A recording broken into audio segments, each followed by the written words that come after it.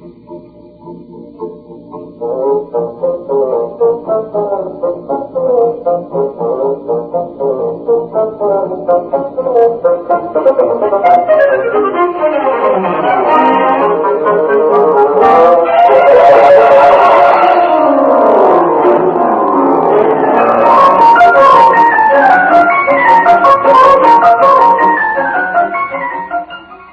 to the Great Detectives of Old Time Radio. From Boise, Idaho, this is your host, Adam Graham, starting off another week with Box 13. You got any comments on the show? Feel free to email me, box13@greatdetectives.net. Please check out our survey, survey.greatdetectives.net. Encourage you to get those results in it as soon as possible. And please cast your vote at podcastalley.greatdetectives.net. We're going to go ahead and get into today's program in just a second. I do want to let you know briefly that we strongly encourage our listeners to try out 1&1, the world's greatest web host, now with 9 million customers. How do you get 9 million customers? Well, it's by providing great service, reliable connection at a great and reasonable price. And you can check it out. Discover the difference with 1&1 with unlimited bandwidth. So no need to worry that you're getting against your upper limit. Just try 1&1 at our hosting.greatdetectives.net. Try it out. You can get services for small, medium, large businesses, as well as for your home personal internet pages. And also they have got great deals on domains. So check out 1&1, the world's #1 web host. But we're going to get into today's episode of Box 13. This one takes a look inside the world of magic. Very exciting, and this reminds me of another show we didn't end up doing. We'll talk about when we get back. But let's go ahead and get into today's episode. The Great Torino, which should not be confused with the movie recently, The Grand Torino. All right, now let's seriously. Let's go ahead and take a listen, and then we'll come back.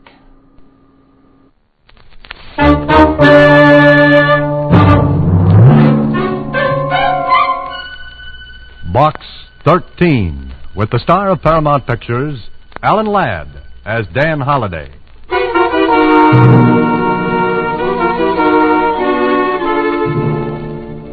Box 13, care of Star Times. I know my life is in danger. I think you can help me. I'm desperate and don't dare go to the police. Please, if you want to help, call at the Tivoli Theater box office for the ticket left there. Our handbill will tell you more. Our handbill will tell you more. Yeah, that's the way it started. The note from the girl, Maria, the theater ticket, and then murder.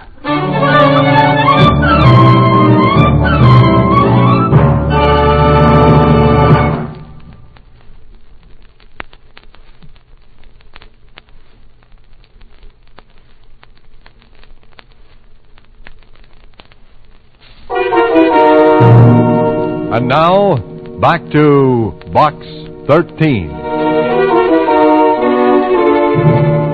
It was Thursday when I received a letter from Maria through Box 13.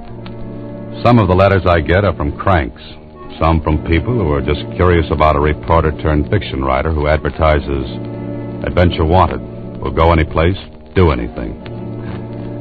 But with this one, it was just like Susie said. Gee, Mr. Holliday, it doesn't look like one of those crank letters or somebody that's just curious, thinks you're crazy or something.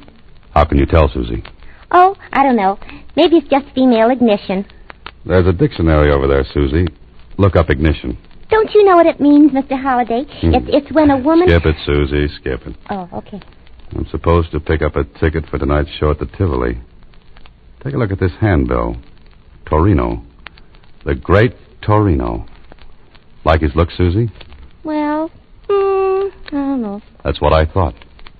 Okay, Susie, close up shop for the day. You're going to follow it up, huh? That's the general idea, yes. I want to see what Maria has on her mind and why she's afraid. This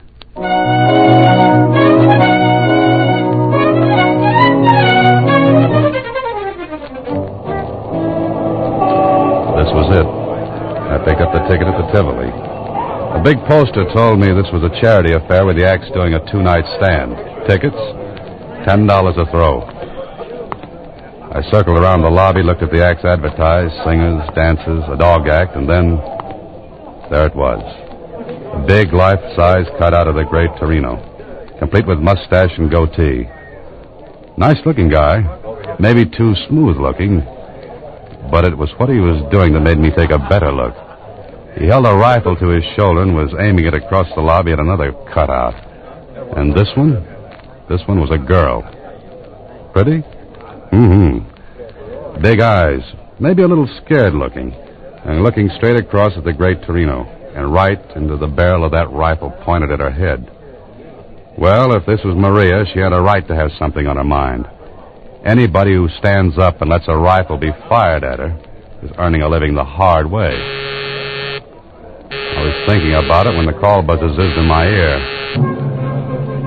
I dipped in with the crowd during the overture and took my seat, first row right on the aisle, easy to get at. An usherette shoved a program in my hands. The great Torino was scheduled next to closing. Okay, that meant I'd have to sit through the rest of the acts.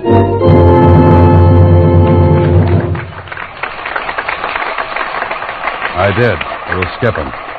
But the great Torino was something different. He had 2 assistants, a girl and a good-looking young guy. It was a magic act with class, and Torino was clever with his hands. He did a trunk effect that was really great, and the girl who helped was the same girl whose cutout was in the lobby. Torino tied her with a rope, slipped a big canvas bag over her, and locked her in a trunk. He fired a shot, and bang, the girl came running down the aisle. And the trunk she was put in, well, empty. All done in a split second, too. The great Torino took his bow, but I noticed something. When he reached out to take the girl's hand and bow with her, she managed to be busy at something else. Okay. She didn't like him. He gave her a funny look, then walked to a rack and picked up a nice nickel-plated rifle. I sat up in my seat because the girl threw a quick look at me and a tiny nod. No one would have noticed it but me. I looked back at Torino. He was speaking. Ladies and gentlemen, I wish to call your attention to my final effect. A most dangerous one. So dangerous that few illusionists will attempt it. The history of the magician's art has recorded several deaths during the feat. My assistant will go into the audience now and select a committee of volunteers who will please come upon the stage. Maria, if you please. So the girl was Maria. I guess my cue was to be selected as one of the committee. I raised my hand. She picked me. I went on the stage with 4 others from the audience. Stood there while Torino went to the footlights and spoke again. Please, the music. No music. Please, no music. Thank you. Now, ladies and gentlemen, I shall give the gentlemen of the committee this rifle. It may be examined thoroughly. Also, 3 bullets, which they may mark later for identification. Gentlemen, the rifle. And here, the bullets. Please mark the lead in any way you choose, unmistakably. We took the rifle and the bullets. And the great Torino, well, he had the audience sitting on the edges of their seats. No one knew exactly what was going to happen, and Torino wasn't going to tell them until the right time came. Then one of the other men on the committee spoke to me and... Bullets look okay to you? As good as any bullets can look. 22s, huh? Yeah. How do we mark them? Initials? Yeah, good idea. The 3 of us cut our initials in the lead. That all right with you, mister? Good. How about the rest of you? Suits me. I've got a knife here. Yeah, let me see the rifle. Yeah, sure, here. Rifle look okay? No gimmicks? Well, not that I can see. All right, my initials are cut in the bullet. You want to cut yours? Oh, yes. I cut my initials, DH, in one of the bullets. So we had 3 bullets with initials cut in the lead. No chance for substitution. Then Torino took the rifle and the bullets. Thank you, gentlemen. Grazie tante. You are satisfied? Sure I am. Yes. Good. Now, if you will all watch closely, I shall load the bullets in the rifle. So, and what is your name, sir? Holiday. Good. Then, Mr. Holiday, if you will please hold the loaded rifle until I am ready for it. Oh, sure. In this way, there can be no trickery. Ladies and gentlemen, you saw me load the marked bullets, yes? So, and you have the loaded rifle.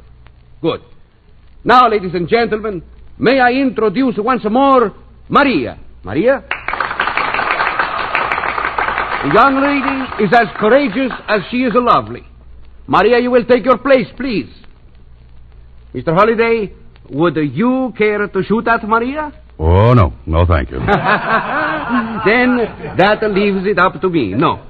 The rifle, please. Oh, here you are. Thank you. Ladies and gentlemen, I shall ask for complete quiet. Thank you. Maria, you are ready? Yes, I'm ready. The great Torino walked to the other side of the stage. He raised the rifle to his shoulder, pointed it at Maria. She was pale as death. Her arms were tense, tight. Perspiration stood out on her forehead, and on mine, and on everyone in the audience. Then, so help me, this is what happened. A bullet appeared between Maria's teeth. She let it drop to a plate she held in her hands, then... and two more bullets popped between her teeth and fell to the plate. No one in the audience moved. No applause, just that tense feeling. Torino walked over, took the plate. His hands never touched the bullets. I'll swear to it. He walked to me and the other three men with me, and... Gentlemen, you will please to identify the bullets, yes? This one. Initials T.G. That's me. Yeah, that's mine, all right. Thank you. And this one. K.R. Mine. Thank you. And the third, D.H. That's mine.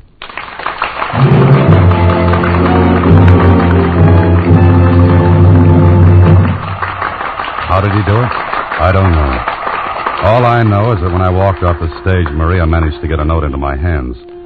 When I read it later, it asked me to meet her at a little coffee shop about 3 blocks from the theater. All right, that's what I did. We sat in a booth, back out of the way, and Maria talked. Thank you for coming, Mr. Holiday. That's all right, Maria. I saw a great act, but what am I doing in it? You can help me. Please help me. How? Doing what? You can keep Torino from killing me. More coffee? Didn't you hear me? Oh, sure. Sure, but I don't get it. You saw the act. The rifle trick. Yeah, it was great. Then you must see how easy it would be for Torino to kill me while doing it. Slow up a little, Maria. Let's start from the beginning. All right. You saw the other assistant. You mean the good-looking kid? That's Billy. I love him and he loves me. Then what's your problem? Torino. He hates Billy. And he hates me for loving Billy. Jealous? Insanely. Well, quit then. I will. After tomorrow night's performance. But why wait if you're afraid? I won't be afraid if you're there. What could I do? Be on the committee again. If I think anything's wrong, I'll signal you. And then? Do anything. Drop the rifle, but don't give it back to Torino. Now, wait a minute. How could he kill you? He'd claim it was an accident. 3 magicians or their assistants have been killed accidentally doing the trick. The mechanism of the gun goes wrong. Giving away secrets, Maria?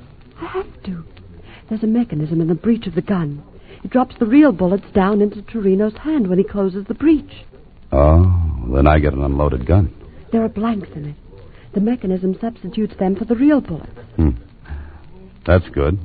And he slips the real bullets to you. Yes, when he takes my hand to introduce me. And you slip them into your mouth. While the audience is watching Torino and the rifle. I see. Maria. Yes? Why don't you go to the police? Torino would know. He'd know. How? He watches me. Then aren't you afraid he's watching now? No. Not tonight. I slipped away. I don't think I could manage it again. Don't you see, Mr. Holliday, you're my only chance. I saw your ad in the paper, box 13. You mean the police would ask him questions, and he'd lay low until he got the chance to... Yes. Will you be there tomorrow night, Mr. Holliday? Look, I have a ticket for you here. The same seat. Please. Please. All right, Maria. I'll be there. Thank you. Thank you. And we'll try to keep the trick from being trumped by the great Torino.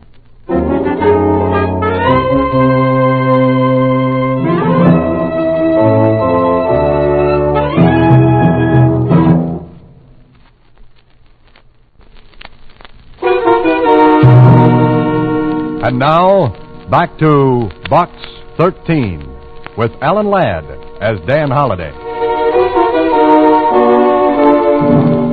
Well, it sounded like a great assignment.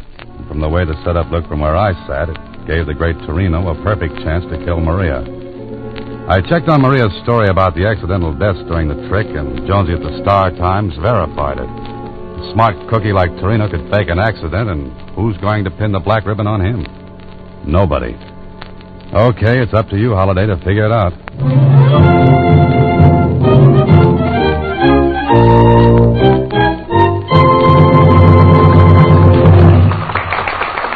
The next night I sat in the same seat and watched Torino go through his act.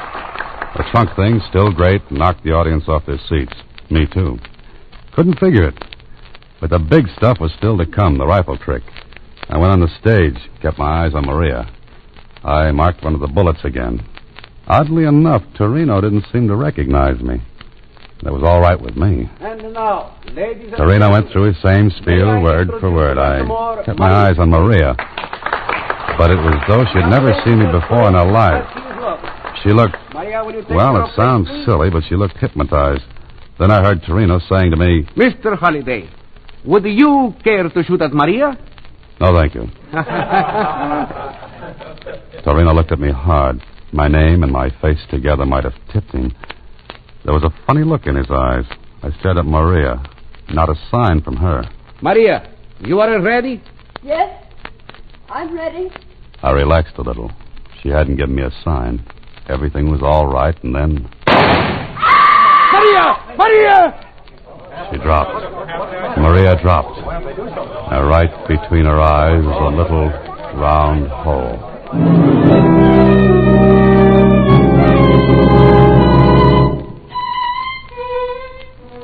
Look, Holliday.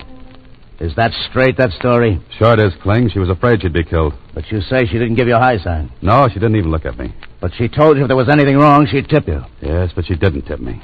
Okay. Sergeant. Yes, sir, Lieutenant. Get Torino over here. Yes, sir. All right, Joe. Lieutenant Kling wants you. Got any ideas, Holliday? I'm dry. Bone dry, Kling. What about this guy, Billy, she told you about? I told you. Okay. It was accident. Something she was go wrong. Please. Quiet. Now look. Accident. She's wrong accident that happened. I am an artist. You tell me I do something wrong. No, it is wrong. Holy mackerel. Sergeant. A million times. Sergeant. Yes, sir. Put this guy in his dressing room and keep him there till he blows off that head of steam. But watch his door. And the window from outside. Yes, sir. Come on, Houdini. Come on. It's funny, Kling.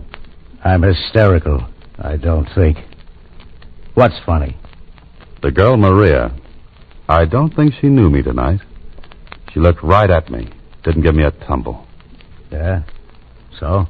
She told me she'd signal me if anything was wrong. I don't get it. But it looks as though she...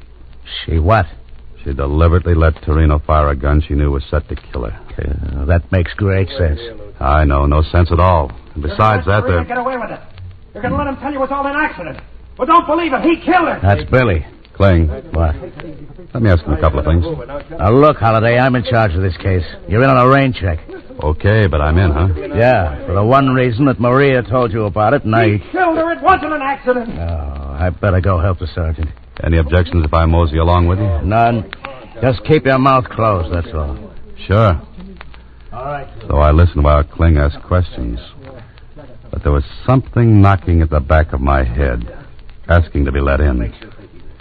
Something I'd seen, heard, remembered. I didn't know. But what bothered me was Maria not giving me a signal. When she said she'd know if Torino was up to something. Billy answered Kling's questions. No! All I know is that Torino bluffed Maria. He said he'd kill her if he saw me hanging around her. Who loads the rifle with blanks? Maria. Maria. Does she do it tonight? She always does it. Right up with you. Maria loaded the rifle herself. She did. Before the performance. So I got an idea. I left the stage where the investigation was going on, and I walked backstage toward the dressing rooms. I wanted to talk to Torino, but there was a large blue cop sitting at the door. He looked at me and... Well, Holiday. Oh, hi, Murph. I feel lousy. No, that's too bad. Say, think I could talk to Torino? No. Oh, now, look, you can watch and listen, tell Kling everything that goes on. Playing detective, Holiday? Nope, playing a hunch. What about? Why not listen and find out? And if you learn anything, tell Kling. And you might learn something good. You mean something that might break the case? Yeah, might. Oh, well, What's the matter, Murph? Can't you use a couple of stripes? Aye, sure. Oh, okay. But I'm standing right here, understand? Sure. Right. Hey, you, get up and... Oh, brother. Look! Ain't nobody gonna ask him no questions. No, I don't think he's in any shape to answer. A promotion, you say? A promotion? I'll be lucky if I ain't fouled up for good. This guy's been knifed right under my nose. That's right. Somebody stabbed Torino. He was as dead as Maria. And nobody saw anybody go in or out of the dressing room. There was one window. It was open. But the officer outside swore he had his eye on it. Nobody in or out. And nobody in the room but Torino. Well, the knife was in his back, so suicide was out. Kling and his boys turned the room upside down. Torino's apparatus and trunks were shoved around. Still nobody. And it turned out nobody had a motive for killing Torino except Billy. Me? Me? Are you crazy? I never left the stage. I was talking to you. I was answering questions. I can't be in two places at once, can I? He was so right. Kling was tearing his hair. Then more questions. The rest of the acts were strangers to Torino. Knew nothing about him. I was thinking about it when something hit me. Something Billy had said. While Kling was still firing questions, I got to a phone.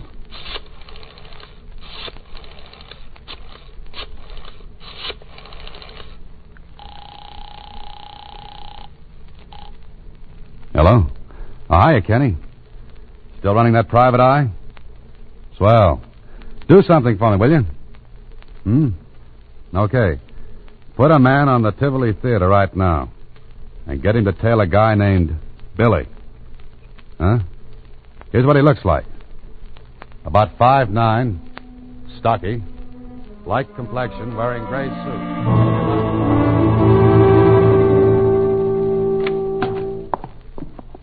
Good morning, Mr. Holliday. Hiya, Susie. Any messages? Uh-huh. The detective agency called. And what? What's the message? Oh, I wrote it down shorthand here. Trailed Billy in shoe. No, wait a minute. Ooh, terrible ink. I got it. To insurance company this morning. He placed claim for double indemnity policy for his wife, Maria Baker. Hey, wait a minute, Mr. Holliday. That's not all. That's enough. I'll see you later, Susie.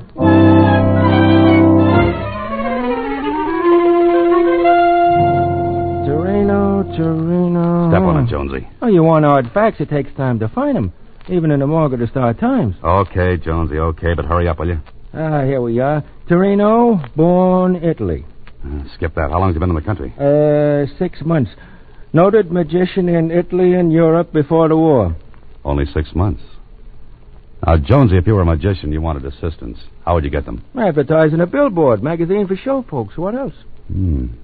Where can I see the last 6 months' copies of the billboard? Right, I got a local office in town. All the copies you want. Hey, where you going? Thanks, Jonesy. Be seeing you. I've got a lot of reading to do. 6 months' copies of the billboard. I looked through every one of them, and when my eyes were falling out of my head, I saw it. An advertisement. The one I wanted. And the one that tied up with something Billy said.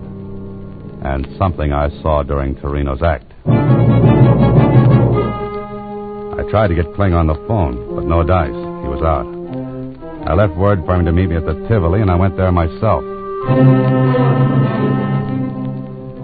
There was nobody there but the watchman. The $5 bill got me in. Oh, there's no place gloomier than backstage in an empty theater. I headed for Torino's dressing room because I had a good idea how someone got in and stabbed Torino, then disappeared. I opened the door, stepped inside. It was dark. The shade on the window must have been down.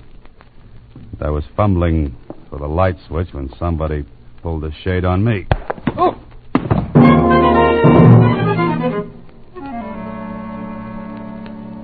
Got any idea who slugged you, Holiday? Yeah, Kling, I have. All right. Who? Billy, maybe. No dice. He didn't come near this place. We had a tail on him. Do you know about the insurance? Sure. But he couldn't have killed his wife because she loaded the blanks into the gun. Uh-huh. And the medical examiner's report on the bullet that killed her? What about that? 22. No initials on it? No, none. So it looks like this Maria deliberately planned her own death. It wasn't an accident. If it had been, the bullet in her head would have been marked. Kling, put out a dragnet. For who? For the one who slugged me. Now cut it, Holiday. If you know anything, spill it before I lose my temper. Who do you want to pick up? Here's a description. Young woman about 26. 26. Brown hair. Brown hair. Lovely blue eyes. Blue eyes. About 5'2". 5'2". Worked as magician's assistant. Hey, what are you giving me? That's Maria. Uh-huh, Maria. She's dead, you dope. You mean her twin sister's dead, Kling. Twin sister? What are you talking about? The trunk effect Torino worked could have only been done with twins. Billy tipped me off on it. Billy? Sure, when he said nobody could be in two places at once. And Torino advertised in the billboard for twins. You aren't dreaming this. Put out a dragnet for Maria. Who stabbed Torino? Maria. She got her twin sister to take her place in the rifle trick last night. That's why I didn't get a signal from her. The sister didn't know me from Adam. Now, look, Holiday, we searched this dressing room. There was nobody in it when Torino was stabbed. Maria was here. Look. False back in this cabinet. Good old magician's gimmick. She was here all the while. Maria and Billy took out an insurance policy on her and planned to make me the patsy. Because I'd testify that she told me Torino hated her, that she was scared. Torino was knifed to keep him from spilling about the twins. Billy was in the clear on that, because he had an alibi when Torino was killed. Okay, Clint? Okay. We'll put out a dragnet.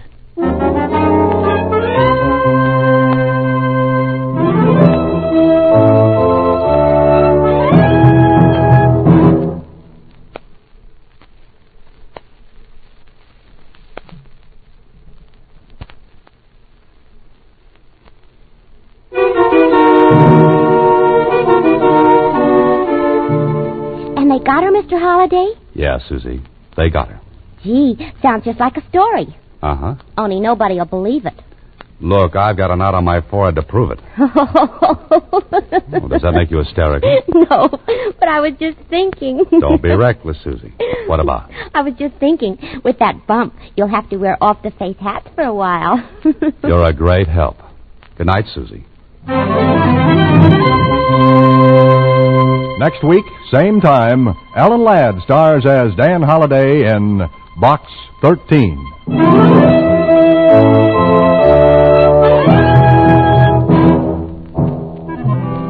Alan Ladd appears through the courtesy of Paramount Pictures and may currently be seen in Wild Harvest. Box 13 is directed by Richard Sandville with original story by Russell Hughes and original music composed and conducted by Rudy Schrager.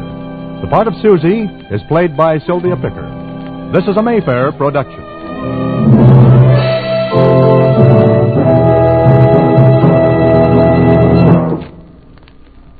Well, welcome back. I've got to say, the way that this plot worked out, I'm I think that there were some great deductions here by Dan Holiday to solve this mystery. Just great detective legwork. I was totally surprised by the ending and the way that it was written. If they actually performed that second scene rather than just inserting the same audio twice, that may have been a little bit repetitive for the actors. Well, one show that that I looked at to see if it'd be of any interest was Blackstone, the Magic Detective. It was a 15-minute radio show focusing on a magician who solved mysteries. Pretty self-explanatory. Well, a few minutes of the show would be dedicated to the actual mystery, and then Blackstone explaining his solution. So you didn't have very much mystery, because then he did a magic trick over the radio. He told you how to do it. You know, the thing with an illusion is you're really amazed when you see it. Magic over the radio, I don't necessarily buy into.